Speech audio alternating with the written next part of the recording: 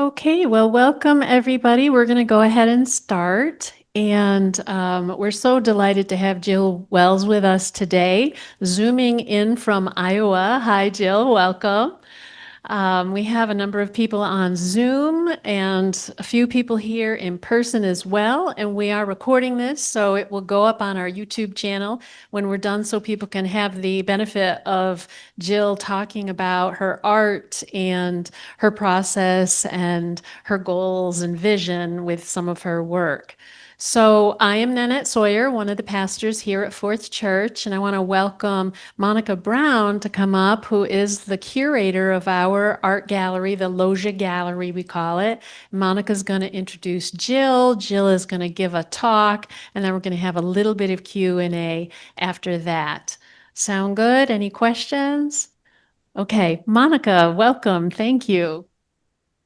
Thank you, Nanette. Thank you, Jill. We're so honored and blessed to have your work in the Logia.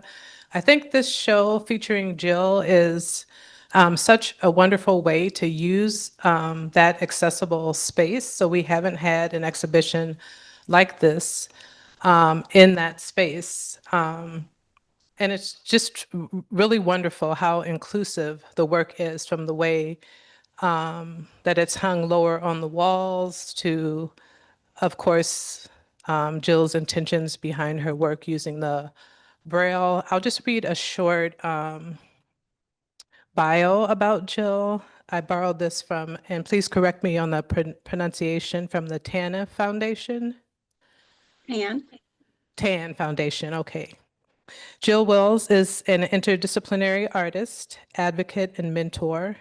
Wells' narrative-driven multisensory work is fueled by lived and shared experiences and critical examinations of accessibility, disability, inequality, race, stereotypes, and history. Wells' practice engages with individuals of all abilities through various mediums, cross-sector collaborations, and research projects to create new modes of working through the arts that are inclusive and representational. Wells explores how public art, multisensory design, Braille, and adaptive arts prompt awareness and provide levels of access to arts and culture for people of all abilities. She has created public murals, exhibitions, and site-specific installations at the International Convention Center in Belfast, Ireland, the African American Museum of Iowa, the Dubuque Museum of Art, and the Cedar Rapids Museum of Art. Welcome, Jill. thank you so much for that beautiful introduction. I appreciate everyone's time and attention, Monica. This has been an absolute blessing and privilege. So I want to start also by letting you know that we have closed captions across the bottom of the screen that are operating from myself and my computer. And then throughout the talk, I'll be doing some image descriptions. So the cadence might be just a little bit different on each slide. So thank you again all for your time and attention today, either online or in person. My name is Jill Wells. My pronouns are she, her. I am a woman of color. I have short brown hair. I'm wearing a collared shirt that's green and black. And I am going to be walking you through This Archive Is Us. This work is about history, memory, care, and how we hold care in our bodies and in our community. On the screen right now is a pine shadow box with Braille on the surface. There's light that's moving through some of the Braille dots. And it reads Jill Wells, This Archive Is Us, October 11th through November 20th, Logia Gallery, 4th Church Gratz Center, 126 East Chestnut, Chicago, Illinois. This exhibition is curated by Monica J. Brown here at the gallery. And with special thanks, I'd like to acknowledge Iowa Department for the Blind and their contributions on the Braille didactics. This Archive Is Us transforms civil rights and disability documents into multisensory experiences, where text becomes color, light, and touch. This exhibition carries the cadence of protest and protest calls This is our movement. This is what access looks like. This is the people's power. These histories are not distant. I think we can all agree to that potentially in our current day and age. They live in us and they continue to work through us. So on the screen now here, we have a portion of the Grad Center, and then on the left-hand side of the screen is the acknowledgement to Fourth Presbyterian Church and Monica J. Brown.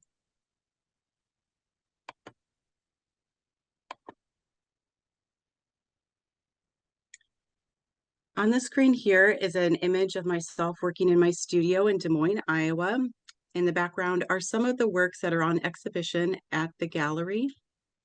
And in the foreground, I'm working with a drill, and this is where my process truly begins in studio, fitting the shadow boxes that are currently on exhibition in the gallery.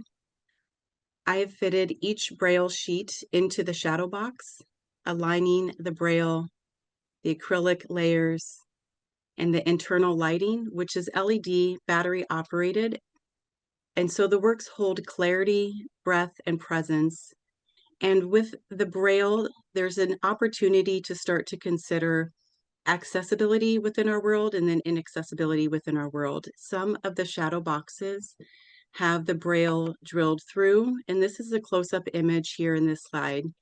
It's a tiny bit that I use and drill directly through the real-time contracted braille and sometimes uncontracted braille, and allow for light to move through those holes, and then allow for the tactile nature of the braille to also coexist across the surface of each piece. So by redacting some of the tactile nature, and then by allowing the original tactile nature of the braille to exist, I'm hoping that one would start to consider both the accessibility and the inaccessibility of the piece. In this image, there is a close-up detail of what those light boxes look like in the dark. So there's a pine braille light box here. It's an 8x8. It's resting on a table. And then next to it is a larger 12x12. The pine shadow box structure is warm and unsealed. It breathes within the room. The ombre surface of the light and the emotional gradients, shifting states, not fixed images. The internal light pulses quietly oftentimes, as you can actually change the nature of the light through a remote control. So the piece gives you autonomy. You can choose how you'd like to have the light exist within your space, and you can engage with both the choices as well as the artwork and touching it and having a multisensory experience. I often think about light and dark in a spiritual nature, and that's one of the reasons why at Fourth Presbyterian I was so excited to bring these works to life in the gallery, because for me there's a multi kind of layered experience when you think about the elements of light and dark. There's a multitude of perceptions that one would potentially experience. The Americans with Disabilities Act of 1990, or the ADA, is a landmark civil rights law that prohibits discrimination against people with disabilities. And in this slide, there is a ombre washed purple piece of paper with braille dots across the surface that talks about the Americans with Disabilities Act of 1990. This is text that I purchased through the Braille bookstore, and I start to paint across the surface of the text. I will then take that piece of paper and start to kind of deconstruct it and then reconstruct it into the light boxes, or sometimes I'll leave those pieces of paper with the beautiful ombre wash across the surface. They're not monolithic, so again, for folks to be able to touch and interact with these pieces, I gravitated towards Braille, one, because it's designed to be touched, and two, because it is something that allows for me to have a greater accessibility in working with people of all abilities. Within this Archive is Us, the Americans with Disabilities Act holds literal tactile history and exists as a living archive. In this slide here, we see an archive from the Black Panther support of 1977 in the 504 sit-in. In 1977, disabled activists occupied the San Francisco Federal Building for 26 days, which is the longest standing largest sit-in of a federal building in United States history, to demand enforcement of Section 504. They secured and tried to secure their rights through the sit-in, and they were successful. The Black Panther Party broke the blockade and delivered food to the individuals inside of the building. They publicly declared disability rights to be human rights. And these histories of liberation are interdependent, intersectional, and not separate. Oftentimes within disability rights and civil rights history, these two movements are siloed, and they were actually very well integrated.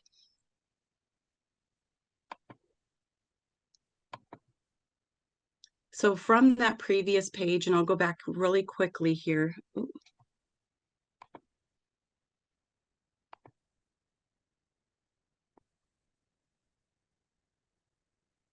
I apologize, my screen is, I'll move forward this way or back. Give me one moment, my screen's frozen over here.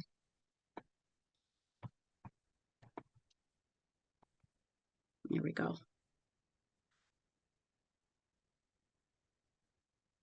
So this screen here shows two images of the Black Panther Party intercommunal news services. So it's newspaper clippings, one on the left and one on the right. So it's a split screen showing that newspaper article from the 504 Civil Rights Demand from 1977. This next split screen here starts to talk about and show some of the connectedness from the archive, in that each of these Braille butterflies that move through these boxes are from text from the disability rights movement, the ADA of 1990. And when we think about the butterflies that are constructed within these pieces, for me, these works speak to transformation, contribution, and a return. This piece is in the Loggia Gallery, and the images here on the left are redacted sensory roosting, and then on the right, redacted perception roosting. Those are the two titles from the Braille that's constructed on the left and then the right. And they are pine, oil, acrylic, each measuring 20 inch by 20 inch by 1.34 inches. This image here is the interior of the Loggia Gallery, and the installation is moving across these beautiful walls of concrete and stone, and they show one of the redacted pieces with the butterflies on the left, and then some of the Braille pages moving across the walls. And again, from Monica's description, each work is accessible and adhering to ADA compliance, and that they're hung lower in the gallery space. And so if you are an individual of different stature or an individual using a wheelchair, hopefully it's a little bit kinder to your body when you're experiencing the work, that you don't have to look up so high. The installation does ask you to slow down a little bit, hopefully experience a little bit of silence. And here in this slide, there's a split screen of a detail of one of the pieces within the exhibition. So Ella Josephine Baker is shown here on the right, beautiful black and white photo of Ella Baker. And then on the left is a photo of one of the close-up images from the exhibition in This Archive Is Us. This piece of paper, this Braille piece of paper here, is actually the piece of paper from the archive that talks about her story. So Ella Josephine Baker was an African-American civil rights and human rights activist. She was largely behind the scenes and an organizer. And for me, the green, blue, and yellow ombre fields hold her presence. They are steady, relational, and enduring. Ms. Baker was born December 13th, 1903, so just right before the beginning of the Great Migration. And she passed in December 13th of 1986. I was 6 years old at the time. This is the back of that piece.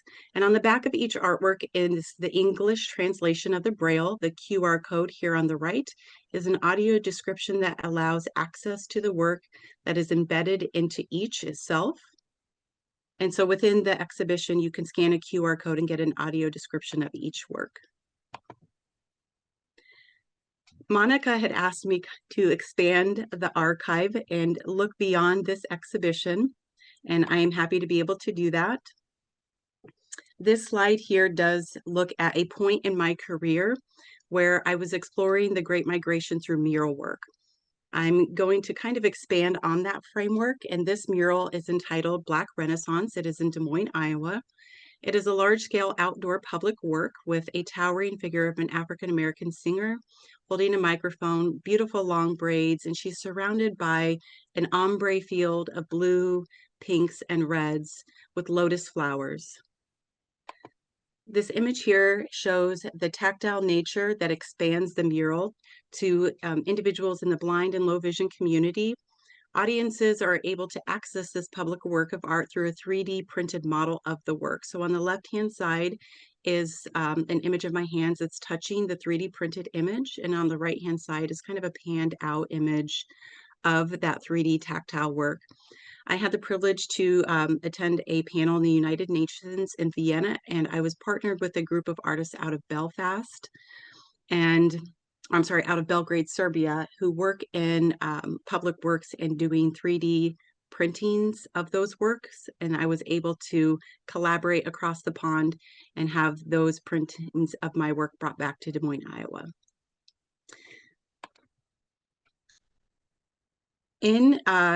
At the same time that I have this exhibition running in Chicago, I have one running here, and this is I Am a Multitude here in Des Moines, Iowa at Anderson Gallery.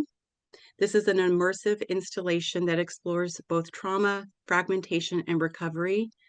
And we're looking here at a non-linear exposure of this installation. It's lit in all blue lights.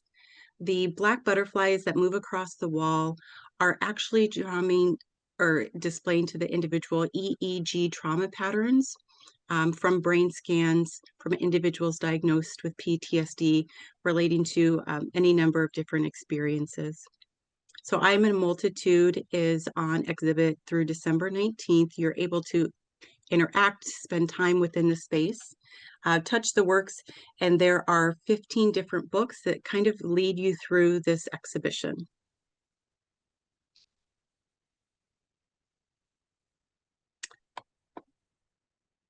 So as we start to close out here, I've got some slides that begin to talk about a project that I co-founded in 2022.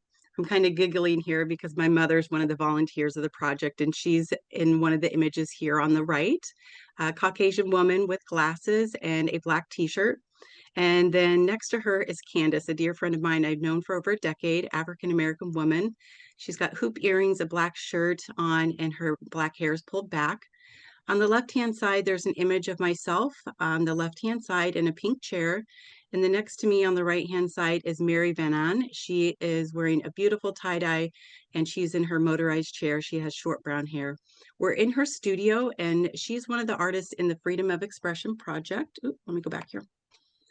Which again, I co-founded in 2022 as part of my practice with Katie Flippen here in Des Moines, Iowa. And the Freedom of Expression Project explores the intersection of human experiences and the right to freedom of expression for individuals of all abilities. It is a biennial public arts and culture initiative, and we collaborate with Central Iowa artists across disciplines, abilities, and career stages to create collective exhibitions, public works of arts and installations, and meaningful community connections. These artists, this is one of them here as well, Zoe Niswander, and Zoe is an artist that works in narrative paintings, both medium and larger scale.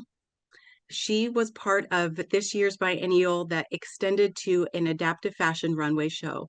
So within this image here, she's got 3 works on the wall, these amazing unicorns, which is part of her narrative work. And they start to extend off the wall onto her beautiful orange dress. And then she's outfitted her motorized chair with this beautiful floral piece. And so we were looking at how do we take these works of art off the wall and start to put them into functional artware pieces. And I think Zoe demonstrates this so well in this image here.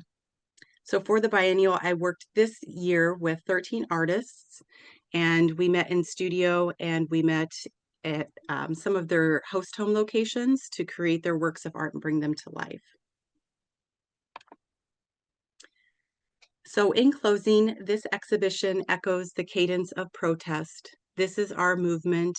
This is what access looks like. This is the people's power. This archive is us. I'd like to thank you all for your time and attention today. This has been a beautiful blessing, and I'd love to open it up for any questions, and I think we are right at time. Thank you so much, Jill. That was very beautiful, comprehensive. I think we got a wonderful idea of all of the beautiful and meaningful work that you do. So thank you all who have come in to share in this conversation with Jill Wells. Are there any questions? I wanted to make a comment. This is Andrew Bearer. Hi, Monica. Hi, Andrew. I've seen the exhibit twice. I went once with a friend, Pinar, who's also a sculptor, an artist, and I came back a second time so I could spend, just a lot of time really absorbing this wonderful installation that is so uniquely hung and displayed. I really encourage everyone to go see it. I have 3 of Jill's pieces that I've acquired that are have Braille as part of them. One piece is also in the exhibition, a similar piece called Representation Matters. 2 of the 3 pieces I bought are at the Chicago Lighthouse, which is a program for blind and low vision that is part of the University of Illinois Medical Campus and serves literally tens of thousands of low vision, blind, multiply disabled individuals and their families. And 2 of the pieces I bought are part of the Family Resource Center at the Lighthouse. And I encourage people who are members of the church or who will see this on YouTube or as a follow-up that if you have family members or an interest in services for blind and low vision, to go to chicagolighthouse.org, look at their programs. You can arrange a tour of the multitude of programs that they have. And of course, we're, as you all know, in challenging times with cutbacks to Medicaid, Medicare, special education services, food insecurity, and people just going there and lending their emotional support, not even beyond donations, is really helpful to the clients and their families. And Jill, has found her way into the heart of many of the volunteers at the Chicago Lighthouse, and people going through the Family Resource Center and seeing her 2 pieces are just remarking on how unique they are, that there's an artist that has taken the time and energy and emotional energy, not just physical energy, to support this community. So thank you, Jill, for your artistic work, and Monica for making this display happen. Thank you, Andrew. Thank you so much, Andrew. I appreciate that very much. Hello, my name is Ruby Bradford. I really love your work and how long it took you to make those. And I used to do Superman and Popularity King Charles, and just be very careful, Pajon, and let's move forward. How long it took you different images, and it's really wonderful, and how long it took you to make those. Yes, thank you very much. The ADA works, so the oil paintings that move across the pages of the Americans with Disabilities Act of 1990. I actually started that series in the pandemic. Because that text is all Braille, it's quite a bit, like there's more pages than you would find in the English text of it, which was wonderful because it gave me a lot of surface, a lot of pages to paint on. And then I started to acquire other archive and other text-based pieces of literature that started to expand the canon and the scope of the narrative of disability and the intersection of race and disability. So I came across a lot of different text in Braille. And so I've continued since 2020, painting across those surfaces, laying clear Braille labels over the pine boxes.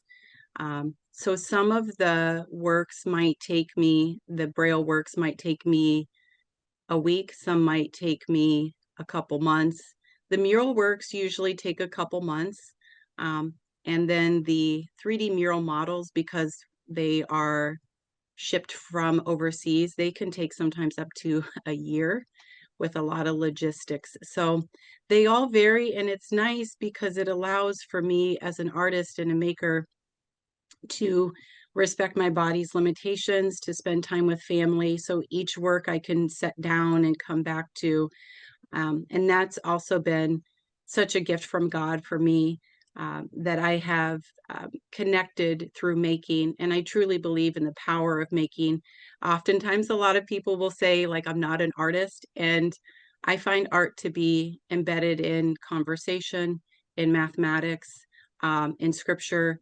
It really is in all we do. So I think that we can find a way to engage in making that gives us a tool from time to time, as individuals, to enjoy life and to connect with other people through the arts and culture. Beautiful. Thank you. Hello, Jill, thank you so much for your time. My name's James, and I have a couple of questions, but I'll start with a couple, mini couple. Is what I was curious when I first saw the pieces, I'm curious about the lighting aspect of it, and I heard you say they're LEDs. Is there any intention for feel to feel any heat from the light, or is there no heat at all? I'm just thinking from a tactile perspective. Now, that's a great question. I've thought about that a lot. And one of the things that has been brought up a lot throughout the years and working with people of all abilities is what heat could provide in the way of maybe color association. That comes up actually quite often, because I think from maybe a sighted perspective, there's something about like red or orange or hot or white light, things that we might associate with color and heat. And so I think that's a really interesting question. I think there's some other artists that have been able to temper and have an understanding of heat and controlling that. I do not. The LEDs I work with have pretty much no heat connected to them, so I feel like they're safe. But I think one could explore that in a way of trying to kind of mitigate or navigate or almost use it as wayfinding potentially through temperature control. Yeah. Thank you.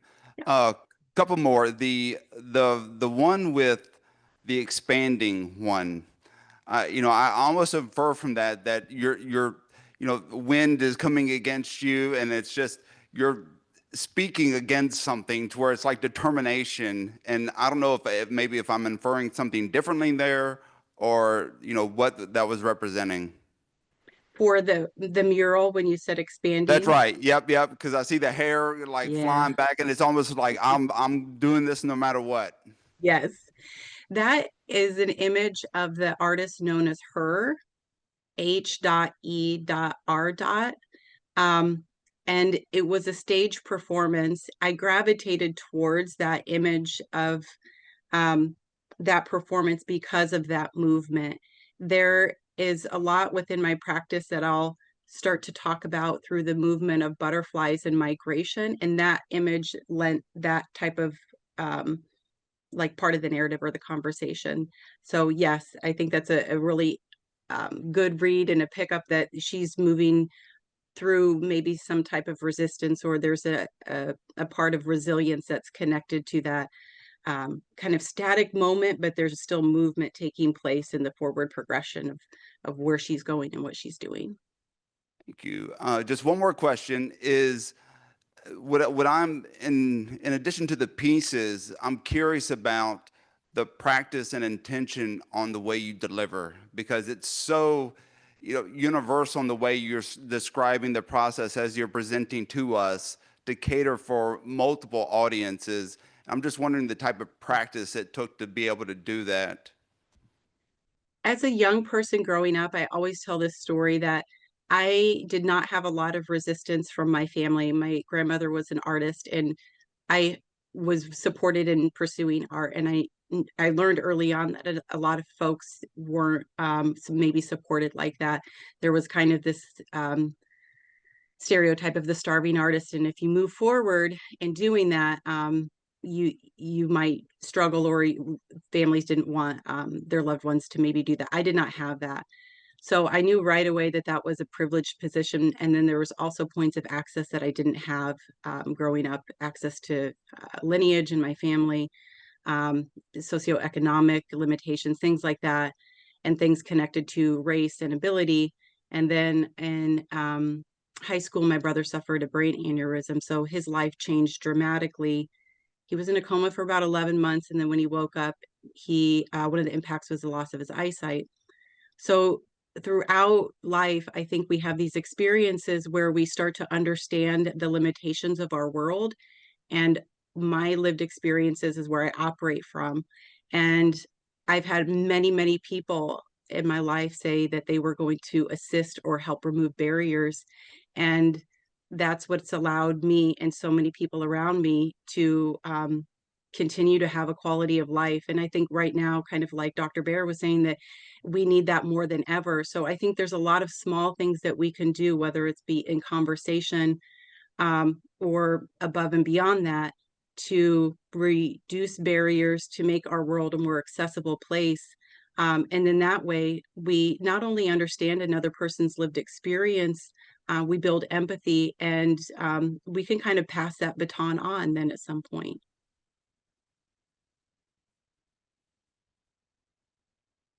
Does that answer the question? Thank you also very much. We're a little bit over time. I don't know if there's maybe one more question. If Jill, if you have another minute or two, if there's any one who's on the Zoom who might have a question before we officially close out. Anyone? Hi, this is Jane Anderson. Jill, whatever gave you the idea to do this work? It's just incredible. I always wanted to do art from a very, very young age. So I always, I guess, just in some way, shape, or form was doing like the work or making. And I didn't think about turning it into a career until later on. I would say, if it's more poignant to say that there was a pivotal shift in my practice that led to really focusing on accessible multisensory work, that moment was during the pandemic. I was a counselor for 8 years for the state of Iowa, working in substance use treatment, and loved it, and felt like that's what I was going to do. I never really felt like I had the business savviness to understand how to turn art into, my paycheck. And there was just this kind of like awareness that time was short. I think it was because in the pandemic, we were all faced with this sense of mortality that maybe we hadn't, because we hadn't lived through a pandemic, or at least me, I hadn't at that point. And it was just this like rustling out of the nest, is and I took this leap of faith, and I said, I'm going to pursue art because I don't want to live with that regret.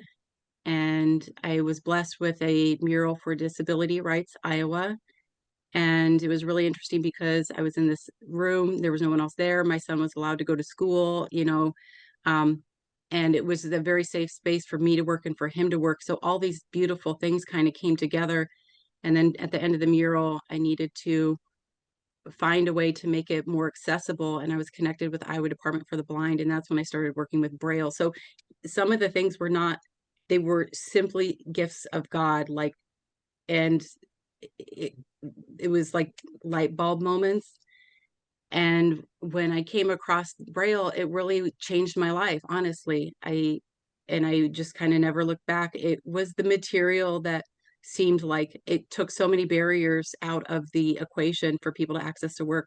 We're trained not to touch works of art, and I understand why. And for me, Braille seemed like it really removed a lot of that, and it connected me with people that I never would have been able to work with before. And after that, it was just one thing kind of after another. You get excited about the material and what it can do, and then you're like, oh, let me try this, and let me try this. And so these things evolved naturally for me.